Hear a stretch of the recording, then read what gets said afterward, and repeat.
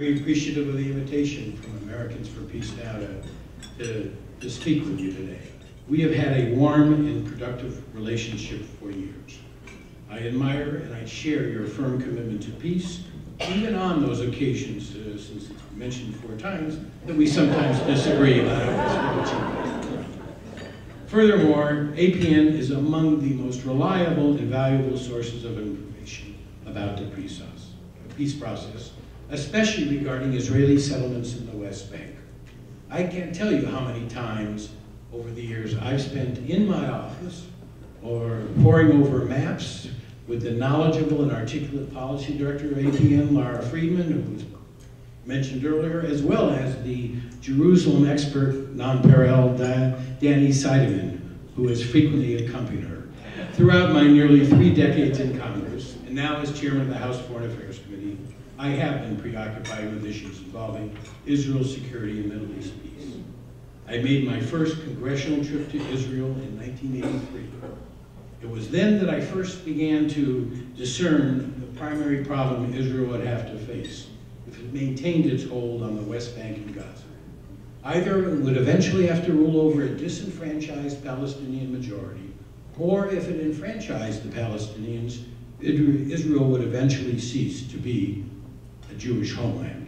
Call it the democracy-demography problem. I knew I wanted Israel as a Jewish homeland to be a democracy. That was 1983.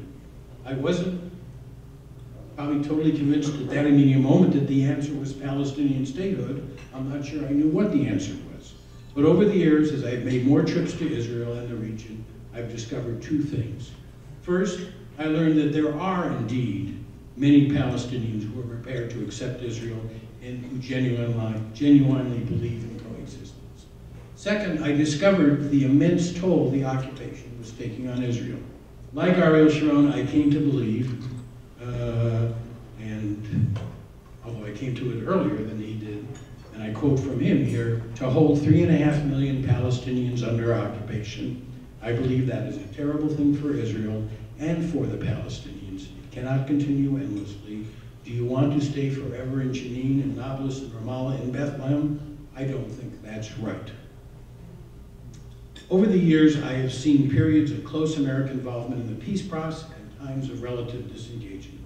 Like you, I believe that a final resolution of the Israeli-Palestinian conflict will require robust U.S. engagement in the Middle East peace process.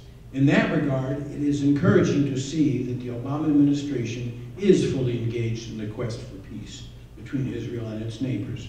I have immense respect for George Mitchell, who has made numerous trips to the region in his pursuit of a diplomatic solution. And one of the reasons I respect Americans for Peace Now is that the members and its leaders come to their position not like some on the left because Israel's survival is not important and security is not important to them, but in fact for just the opposite reason.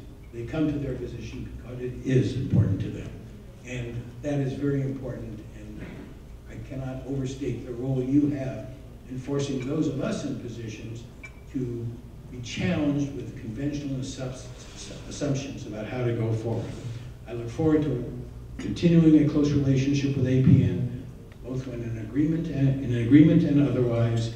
You've been an informative, creative partner for me in Middle East policy debates, and I'll continue to be intimately involved with you in that discussion, fully assured that our main objectives, a secure Israel, an independent Palestine, and a peaceful Middle East, remain the same. Thank you very much.